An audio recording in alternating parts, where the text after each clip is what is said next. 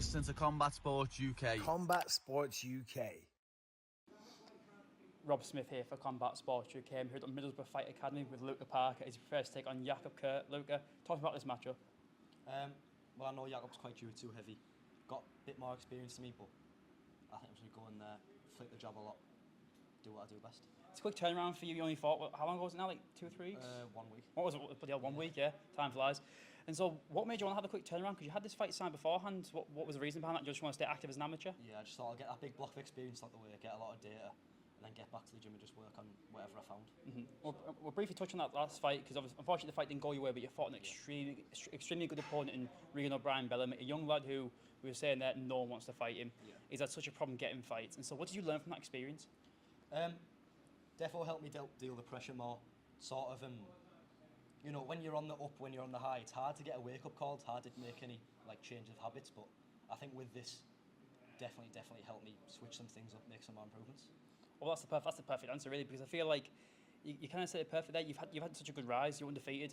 You always got such a good buzz, and to be honest, all your fights that you had, you're quite comfortable in your fights. So I think it's a learning experience, and I think I've got to give you a lot of credit for taking the fight, because Regan's dad spoke to us, he was saying how like literally they offered the fight to so many people and no one's taking it, and it shows you've got courage. It shows you've got the right mindset, because amateur is the most important thing. You need to test yourself. Would you agree with that? Yeah, definitely. And it's so, all just data.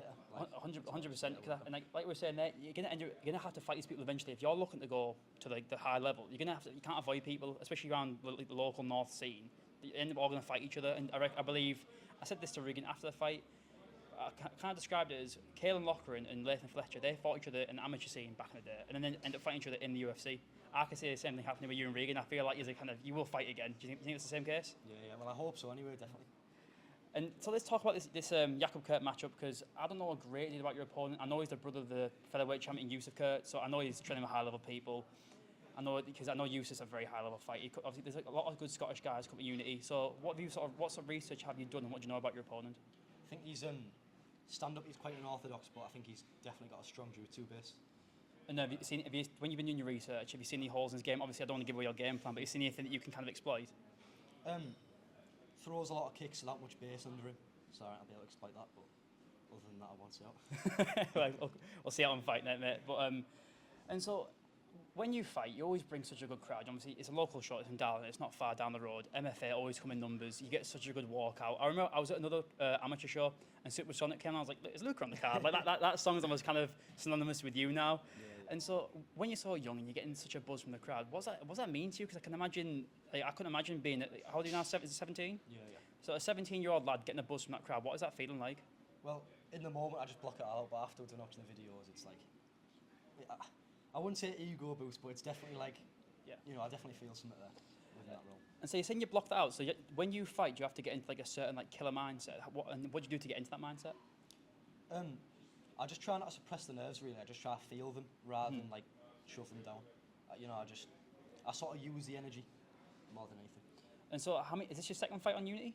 Yeah, second time. So, and obviously, I know I've been to Uni a few times. It's a brilliant show, and there's loads of other fights in the card. Have you got any teammates in the card for this event? Is it just you?